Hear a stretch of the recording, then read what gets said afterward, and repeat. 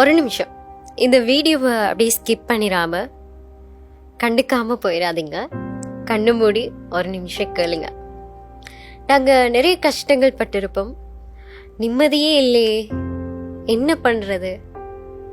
கடைசியாக ஒரு சொல்லுவோம், நாங்கள் ஒரு வார்த்தை ஒன்று சொல்லுவோம், நாங்கள் இறந்துட்டா ஒரு பிரச்சனை இல்லைல்ல, வலிக்காது இல்லை அப்படின்னு சொல்லுவோம்.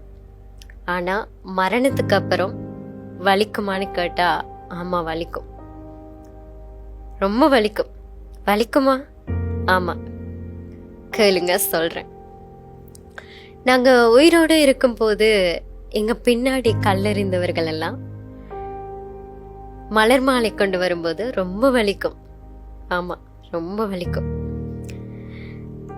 தேவையான நேரத்தில் எங்கள் கூட இருக்காதவங்க நாங்கள் இறந்ததுக்கு அப்புறம் எங்களுடைய பிணத்துக்கு முன்னாடி காலையிலிருந்து இரவு வரைக்கும் கால நேரம் பார்க்காமல் இருக்கும்போது வலிக்கும்.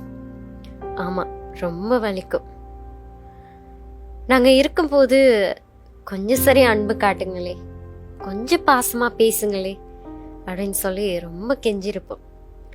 ஆனால் அந்த நேரத்தில் எங்களுடைய அன்பை புரிந்து கொள்ளாதவங்க நாங்கள் இறந்ததுக்கு அப்புறம் வந்து நெற்றியில் ஒரு முத்தம் வைக்கும்போது வலிக்கும். ஆமாம், ரொம்ப வலிக்கும். நாங்கள் இருக்கும்போது இல்லாத பொல்லாத கதையெல்லாம் கட்டியிருப்பாங்க, அப்போ அதெல்லாம் கேட்க முடியாது எங்களுக்கு. ஆனால் நாங்கள் இறந்ததுக்கு அப்புறம் அவங்க வந்து இரங்கல் உரை நிகழ்த்தும் போது ரொம்ப வலிக்கும். ஆமாம், வலிக்கும்.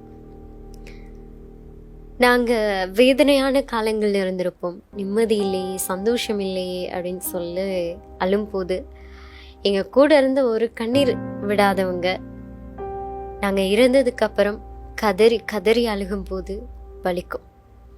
ஆமாம், ரொம்ப வலிக்கும்.